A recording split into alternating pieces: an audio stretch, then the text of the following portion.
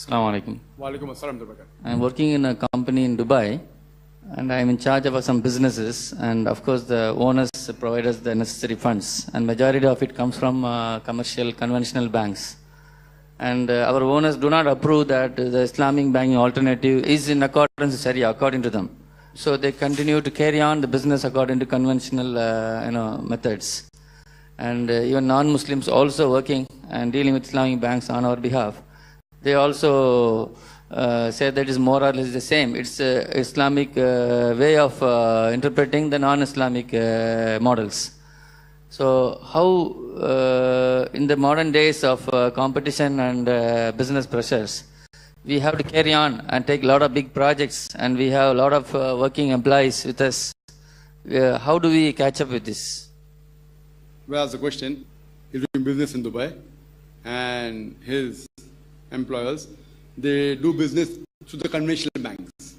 And when you said that, why don't do Islamic bank, they said one and the same, only the terminology different, and so much of competition, so how can we do that? Point number one, if you do business through a conventional bank, that is only passing check through a conventional bank, through a current account, where riba is not involved, it is permissible.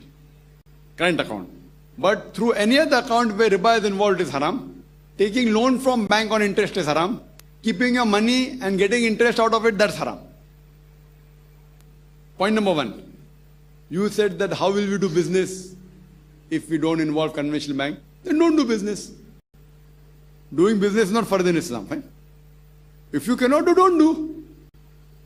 Who's forcing you? Is it mentioned in the Quran is first to do business? Even if I agree with you, what your argument is right, though I don't agree with you. Even for sake of argument, I agree that you can't do business if you don't involve in riba, don't involve the conventional bank. Don't do business.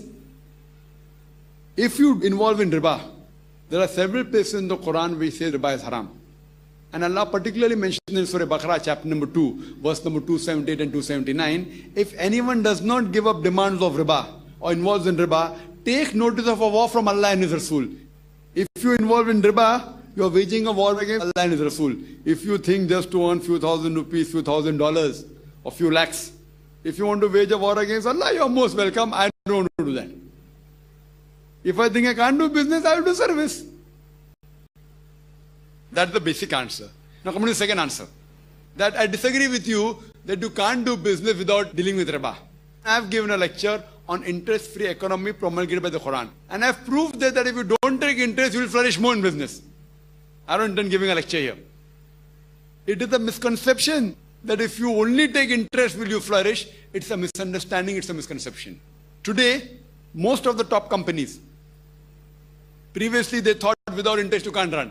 Most of the top companies, they don't take loan from the bank, they float equity in the market. Public company. They float the shares for what? And then they share the profit. All the top companies, first they see whether is it a zero debt company. Zero debt company means they have not taken any loan. All the top companies in the world, almost all, if not 100%, most of them, they are zero debt. That means they haven't taken any loan on interest. What they have done, they have floated the share in the market. You can buy share at whatever rate, 100 rupees, 1000 rupees, 2000 rupees. Whatever amount you buy, you become a percentage partner in that company. If loss goes, even you bear the loss. If there's profit, you also get a profit. This is profit and loss sharing, which is the system of Islam. Therefore, today if we analyze, Bombay is doing one of the best in the world. The past 1 year result in the world, number one is Bombay, more than 50% returns. It even beat all the other markets, even New York was only 1%. Therefore, if you analyze stock market has gone over 10,000 mark.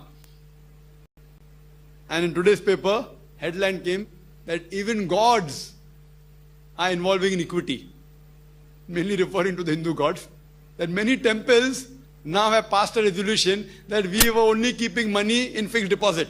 Now when equity is there, we are giving better returns, we want to put our money, our corpus fund, our saving in equity, Islamic.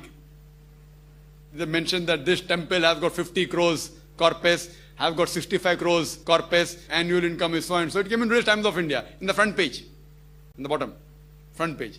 Even gods want to go into equity. So equity is Islamic system. Fixed return on a fixed amount. Fixed percentage is fine, but not fixed amount. So interest is haram. So if we analyze that there is more profit for everyone, the person who's running the company and the person who's investing also. So the Islamic system, so I disagree with you that business cannot be done.